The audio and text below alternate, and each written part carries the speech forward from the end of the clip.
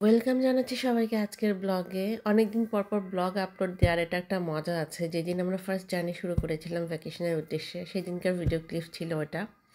আর ওই দিনও আমরা অনেক এনজয় করে গিয়েছি, কারণ ট্রেন লাইনে কাজ চলছিল। সে কারণে আমাদের একটা বাস চেঞ্জ করে যেতে হয়েছে নতুন একটা রুটে। একটা নতুন এক্সপিরিয়েন্স হয়েছে, অ্যাডভেঞ্চারাস ছিল এবং কোনো রকম ভিডিও করা হয়নি বলে শেয়ার করা যায়নি। ভ্যাকেশনের ফার্স্টে আমরা যেখানে গিয়েছিলাম সেটা হচ্ছে আন্টির বাসার কাছে খুবই ফেমাস একটা চিজ ফ্যাক্টরিতে, এবং এটা হচ্ছে গিয়ে পুরো ওয়ার্ল্ডের মধ্যে ফেমাস। নাম হচ্ছে আজিয়াগো চিজ, এবং এখানে অ্যাপয়েন্টমেন্ট নিতে হলে টিম মেক করে যেতে হয়। তো আন্টির এক ফ্রেন্ড এসেছিল ইংল্যান্ড থেকে, ওই ফ্রেন্ড আর আমরা মিলে তখন গিয়েছিলাম, এবং যিনি গাইড ছিলেন খুব সুন্দর করে আমাদেরকে ডেসক্রাইব করছিলেন। স্ক্রিনে স্টিলের যে জিনিসটা দেখা যাচ্ছে আয়ন কুকি দিয়ে দেখলো, ওইটার মধ্যে একসাথে 5 লাখ লিটার ক্রিম একসাথে রাখা যায়, এবং ওইটা পরবর্তীতে এই বেইজে রেখে হলো চিজ বানানো হয়। এবং এই যে উনি ধরে আছেন, এটা দিয়ে নাড়াচাড়া করা হয়, বিভিন্ন মেশিন কিভাবে কাজ করে সব কিছু উনি আমাদেরকে ঘুরে ঘুরে দেখাচ্ছিলেন। বাচ্চারা খুব মনোযোগ দিয়ে দেখছিল, কারণ সবসময় বাজারে ওরা চিজ দেখে কিন্তু সেটা কিভাবে উৎপন্ন হয়।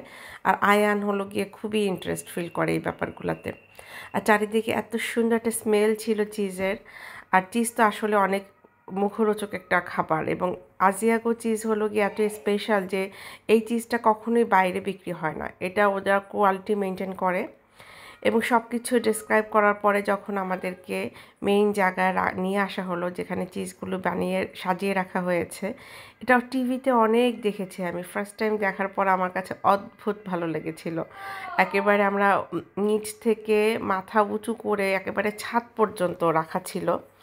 এবং এইখানে আমি দেখলাম যে ওনারা 14 বছরের পুরাতন চিজও সংরক্ষণ করে রাখা, এবং যেটা টেস্ট হবে খুবই স্ট্রং। আমি খুবই সারপ্রাইজ ছিলাম যে মিল্ক থেকে তৈরি একটা জিনিস, সেটা কিভাবে 14 বছর যাবত সংরক্ষণ করা যায়, মানে কতটা স্পেশাল হলে এটা পসিবল। এবং আজিয়াগো চিজ কিন্তু সুপার মার্কেটের অনেক শপেই পাওয়া যাবে, কিন্তু উনি বললেন যে এই চিজটা শুধু এখান থেকেই কিনতে হয়, তাদের স্পেশাল চিজ কখনোই বাইরে যাবে না, এবং ইতালির মধ্যেও না, ইভেন তাদের শহরেও যাবে না। এটা শুধুমাত্র তাদের থেকেই হচ্ছে গিয়ে বাই করতে হবে। এটা যদি বাইরে যায় সেক্ষেত্রে এখানের আজিয়াগো নাম হবে, কারণ মেবি মিল্ক এখানের, বা এমন হতে পারে যে তারা ক্রিমটা তৈরি করে দিয়েছে, বাট বাকি প্রসেসগুলা দেখা যাবে অন্য কোনো কোম্পানি, অন্য কোনো এজেন্সি করে তখন ওটাকে সেল করে, যেটার নাম হবে আজিয়াগো ডপ।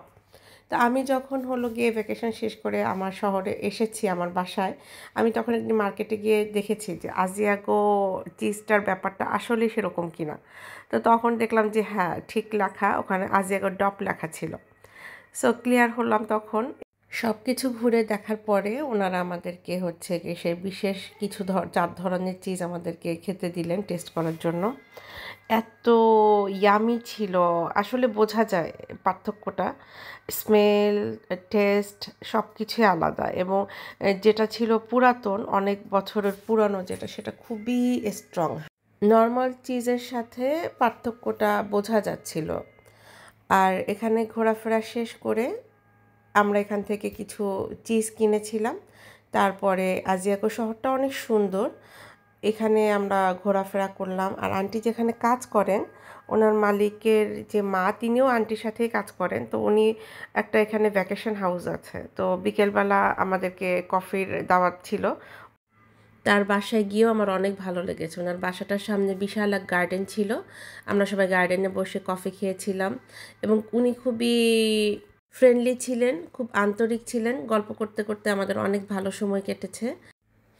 এরপরে আমরা আস্তে আস্তে করে আমাদের বাসার কাছে ব্যাক করতে গেলাম। তখন আন্টি বলল যে এখনও তো সন্ধ্যা হয়নি, আমরা একটা কাজ করি, আমরা নদীর পাড়ে গিয়ে চা খাই। আসলে সামারে দেখা যায় সন্ধ্যা হয় 9টায়, এত বেশি সময় পাওয়া যায়, তখন সময়গুলোকে খুব সুন্দরভাবে এনজয় করা যায়। এরপরে আমরা সিঙ্গারা সমুচা নিয়ে নদীর পাড়ে গেলাম, ওখানে চা খেয়ে রাত 10টা-11টার দিকে আমরা বাসায় ফিরতাম। এখন ছবিগুলো দেখে, ভিডিওগুলো দেখে এত ভালো লাগছে। আসলে ভ্যাকেশনের পরের স্মৃতিগুলো মনে হয় আরও বেশি ভালো লাগে, আমার কাছে ভালো লাগছে। আমরা অনেক সুন্দর সময় কাটিয়েছি। আলহামদুলিল্লাহ ফর এভরিথিং।